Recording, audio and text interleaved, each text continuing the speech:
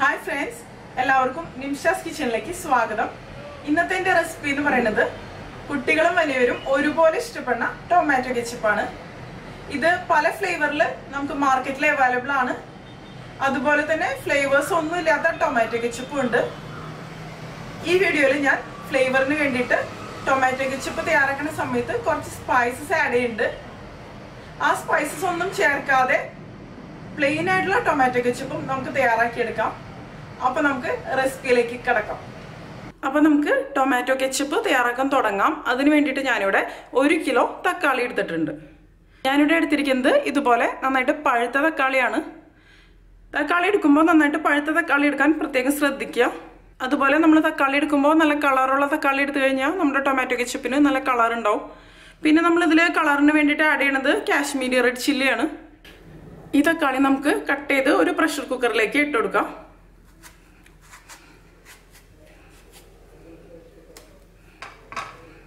ഈ ഒരു portion cut ചെയ്ത് കളയാം. നമുക്ക് കട്ട് ചെയ്യണത് നമുക്ക് എങ്ങനെ വേണമെങ്കിലും കട്ട് ചെയ്തെടുക്കാം. അതിപ്പോൾ വലിയ പ്രശ്നമുള്ള കാര്യമൊന്നുമല്ല. കാരണം നമ്മളിത് വേവിച്ചെടുത്തതിന് ശേഷം നമ്മളിത് മിക്സിയിൽ അരച്ചെടുക്കണതാണ്. ഇത് നമുക്ക് കട്ട് ചെയ്യാതെയും വേണമെന്നുണ്ടെങ്കിൽ വേവിച്ചെടുക്കാം കേട്ടോ.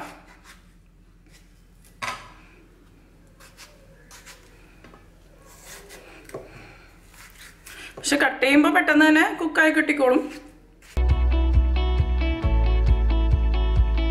ഇതുപോലെ തന്നെ നമുക്ക് എല്ലാ തക്കാളിയും കട്ട് ചെയ്തെടുക്കാം. ഇപ്പം ഞാൻ ഇതിലേക്ക് എല്ലാ തക്കാളിയും കട്ട് ചെയ്ത് ആഡ് ചെയ്തിട്ടുണ്ട്. ഇനി ഇതിലേക്ക് ഞാൻ ആഡ് ചെയ്യണത് ഒരു 3 അല്ലി വെളുത്തുള്ളിയാണ്. ഇത് നിങ്ങൾക്ക് വേണമെന്നുണ്ടെങ്കിൽ മാത്രം ചേർത്ത് കൊടുത്താൽ മതി, ഓപ്ഷണലാണ്.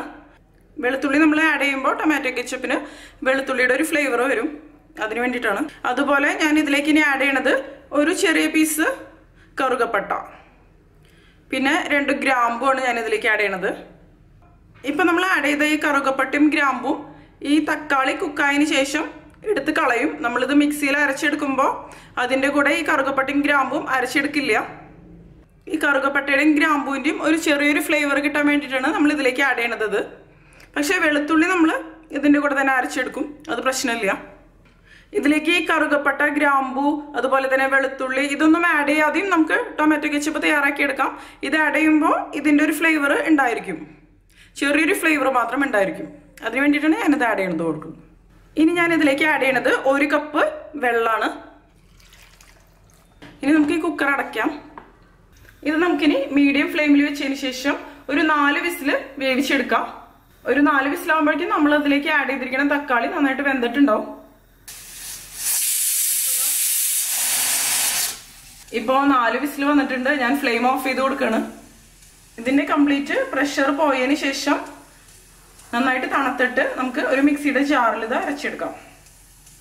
ഇപ്പം ഇതിന്റെ പ്രഷർ കംപ്ലീറ്റ് പോയിട്ടുണ്ട്. നമുക്ക് ഇതിനെ ഒന്ന് ഓപ്പൺ ചെയ്ത് നോക്കാം. ഇപ്പൊ കണ്ടില്ലേ, നമ്മുടെ തക്കാളി നന്നായിട്ട് കുക്കായിട്ടുണ്ട്. ഇനി നമ്മൾ ഇതിൽ ചേർത്തിരിക്കണ കറുവപ്പട്ടയും അതുപോലെ തന്നെ ഗ്രാമ്പും നമുക്ക് മാറ്റണം. ഇത് ചേർത്ത് അരച്ചു കഴിഞ്ഞിട്ടുണ്ടെങ്കിൽ നമ്മുടെ ടൊമാറ്റോ കെച്ചപ്പിന് അത്ര ടേസ്റ്റ് ഉണ്ടാവില്ല, ഇതിന്റെ ഫ്ലേവർ മുന്നിട്ട് നിൽക്കും. ഇത് മാറ്റിയെടുക്കാൻ ബുദ്ധിമുട്ടൊന്നുമില്ല, കാരണം ഇത് മുകളിൽ ഇതുപോലെ പൊന്തിക്കെടുക്കുന്നുണ്ടാവും. ഈസി ആയിട്ട് തന്നെ ഇതിൽ നിന്ന് എടുത്ത് കളയാം.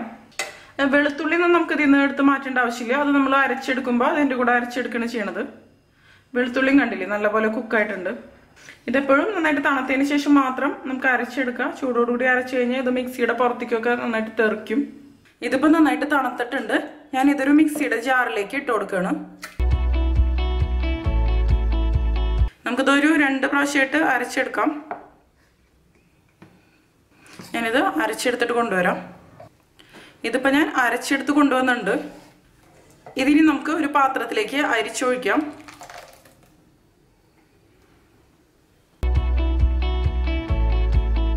തീരെ ചെറിയ ഹോൾസ് ഉള്ള അരിപ്പ യൂസ് ചെയ്യരുത്, അതായത് ഇതിന്റെ പ്യൂരിയൊക്കെ താഴേക്ക് പോകണം.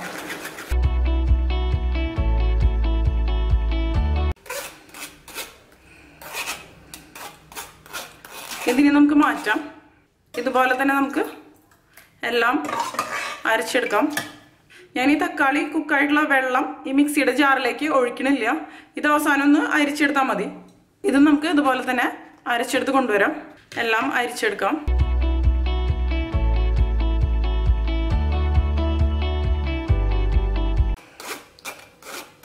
കണ്ടില്ലേ, ഈ തക്കാളിയുടെ കുരുവൊക്കെ നമുക്ക് ശരിക്കും അരിപ്പയിൽ വരുന്നുണ്ട്, കുരും അതുപോലെ തന്നെ സ്കിന്നൊക്കെ. ഇപ്പൊ നമ്മുടെ ടൊമാറ്റോ പ്യൂരി റെഡി ആയിട്ടുണ്ട്. ഞാനിപ്പോ ഫ്ലെയിം ഓൺ ചെയ്തിട്ടുണ്ട്. ഇതിലേക്ക് ഞാനിനി ചേർത്ത് കൊടുക്കുന്നത് പഞ്ചസാരയാണ്. 5 ടേബിൾ സ്പൂൺ പഞ്ചസാര ആഡ് ചെയ്ത് കൊടുക്കാം. ഇനി നമുക്ക് വേണമെന്നുണ്ടെങ്കിൽ മാത്രം ആഡ് ചെയ്ത് കൊടുത്താൽ മതി, ടേസ്റ്റ് നോക്കിയതിന് ശേഷം മാത്രം. അല്ലെങ്കിൽ ഇത് കുറുക്കി വരുമ്പോൾ മധുരം കൂടിപ്പോയാലും അത്ര ടേസ്റ്റ് ഉണ്ടാവില്ല.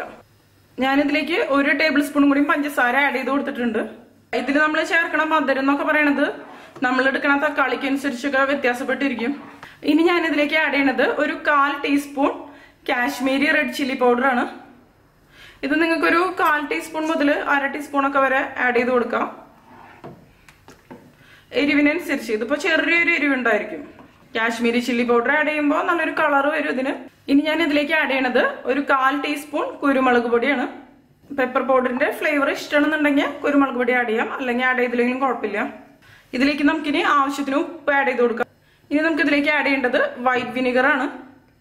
നമുക്കിതിലേക്ക് ഒരു 5 table spoon white vinegar add ചെയ്ത് കൊടുക്കാം.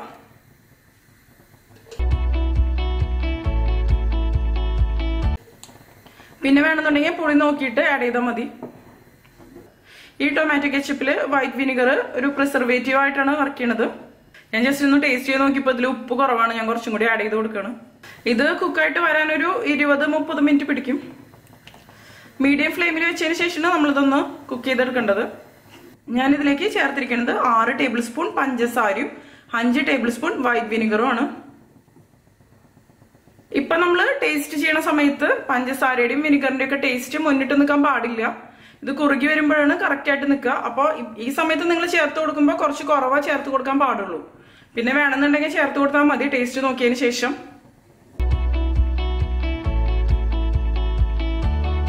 പിന്നെ ഇത് കണ്ടിന്യൂസ് ആയിട്ട് ഇളക്കേണ്ട ആവശ്യമൊന്നുമില്ല. ഒന്നാമത് നോൺ സ്റ്റിക് പാൻ അല്ലേ, അങ്ങനെ അടിയിൽ പിടിക്കണ പ്രശ്നമൊന്നുമില്ല. ഇടയ്ക്കൊന്ന് ഇളക്കി കൊടുത്താൽ മതി. കുറച്ച് പേര് എൻ്റെ അടുത്ത് ചോദിച്ചിരുന്ന ഒരു റെസിപ്പിയാണ് ഈ ടൊമാറ്റോ കെച്ചപ്പിന്റെ. അത് കാരണം പിന്നെ വേഗം തന്നെ ചെയ്യാന്ന് വിചാരിച്ചു. മിക്കവരും ചോദിക്കുന്നത് കുട്ടികൾക്ക് വേണ്ടിയിട്ട് തന്നെയാണ്. ഇതിപ്പോ കണ്ടില്ലേ, ഇതിപ്പോ വെള്ളം പോലെയാണ് ഇരിക്കുന്നത്. ഇത് കുറച്ചും കൂടി ഒന്ന് തിക്കായിട്ട് വരണം. അതുവരെ നമുക്കിതൊന്ന് വറ്റിച്ചെടുക്കണം. ഇതുണ്ടാക്കുമ്പോൾ എപ്പോഴും ഒരു അടി കട്ടിയുള്ള ഒരു കടായി യൂസ് ചെയ്യാം. അതുപോലെ കുറച്ചൊരു വലിയ കടായി ആണെങ്കിൽ നല്ലതാണ്. പിന്നെ ഇതിന്റെ ടേസ്റ്റ് എന്ന് പറയുന്നത് ഓരോരുത്തർക്കും ഡിഫറെന്റ് ഇഷ്ടങ്ങളായിരിക്കും. ചിലവർക്ക് കുറച്ച് പുളിയുള്ള ടൊമാറ്റോ കെച്ചപ്പ് ആയിരിക്കും ഇഷ്ടം, ചിലവർക്ക് കുറച്ച് മധുരമുള്ളതായിരിക്കും ഇഷ്ടം. അപ്പൊ അതിനനുസരിച്ച് പഞ്ചസാരയും അതുപോലെ തന്നെ വിനാഗിരിയും ഒക്കെ അഡ്ജസ്റ്റ് ചെയ്യാം. എന്റെ മോനാണെങ്കിൽ ഇഡ്ലിയുടെയും ദോശയുടെയും ഒക്കെ കൂടെ വരെ ടൊമാറ്റോ കെച്ചപ്പ് വേണം. അപ്പോൾ നമ്മൾ വീട്ടിലുണ്ടാക്കുന്നതാവുമ്പോൾ നമുക്ക് വിശ്വസിച്ച് കൊടുക്കാം. ഇതിന്റെ ഒരു പ്രശ്നം എന്ന് പറയുന്നത് കണ്ടില്ലേ, ഇതുപോലെ ഒന്ന് പൊട്ടി തെറിക്കും. അപ്പൊ കുറച്ച് വലിയ കടായൊക്കെ എടുക്കണമെങ്കിൽ നമ്മുടെ മേലിക്കൊന്നും ആവില്ല. ഇതിപ്പോ കണ്ടില്ലേ, റെഡി ആവാറായിട്ടുണ്ട്. ഞാൻ ഫ്ലെയിം ഓഫ് ചെയ്ത് കൊടുക്കണം.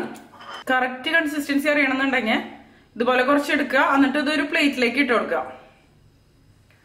പ്ലേറ്റിലേക്ക് ഇട്ട് കൊടുത്തിട്ട് നമ്മൾ ഇതുപോലെ ഒന്ന് ചെരിച്ചു കൊടുക്കാം.